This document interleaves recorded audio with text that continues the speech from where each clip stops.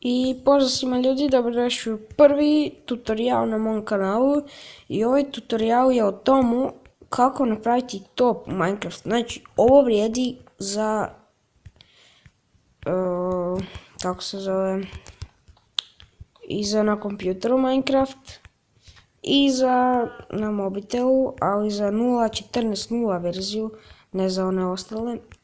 Možda napravim čak i tutorial jer znam kako napraviti u ovomu u 0.13 i 0.12. Znači, uzmete, treba će vam i kanticu vode. Lavu nemojte uzimati, to je zabranjeno, ja sam zabranio. I napravite kao malu dužu kiflicu, vidite dokud voda ide. E onda, ne tu. Stavite blok tu i to začepite. E sad, stavite dva bloka ovdje i onda stavite gumb tu i gore stavite redstone.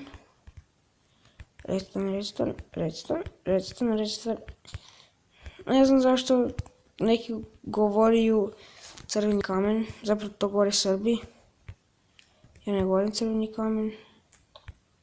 Ne, kriva strana, prosto. I onda stavite 4 redstone repeatera i stavite ih na četvrtu, zadnju brzinu. Nemam ih tu postavljati, stvarno to pokupljati. Evo ga, ovo meni ruka već utrnula kako dugo igram. Ne osjećam prst mali, dobro, ne veze. I onda napunite sa TNT-om ovako.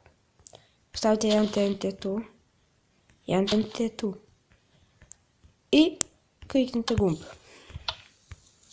I gledajte što će se dogoditi. Top ispali TNT, TNT padne na pod i eksplodira. Da, eksplodira, ali možete staviti više TNT-a, ja ću najviše staviti 2. Jer vi testirate što će se dogoditi ako stavite više. To vi testirate, ja neću. I možda ćemo čak raditi,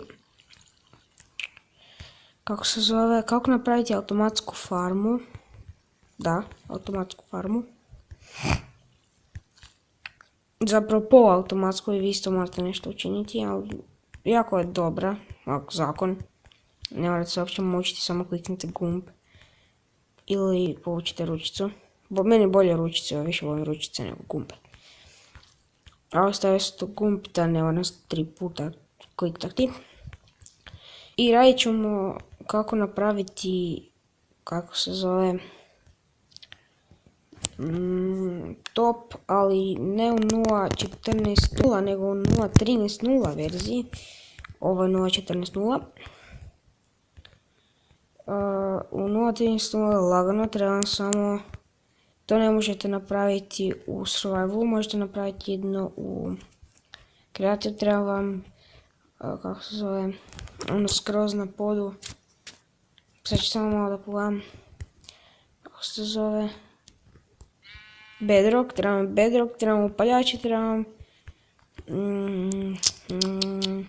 naravno TNT, sam ja glup. Ja pa nisam glup, ali nisam ti pametan. Dobro, ne veze. I to je bilo sve, mrači se, pa znači što to znači? Da je kraj epizode naravno. Mislim epizode tutoriala. Mislim da će biti više tutoriala, ali nisam siguran. I to je bilo sve, zato ljudi pozdrav, vidimo se u drugim epizodama, radit ćemo čak možda Minecraft preživljavanje.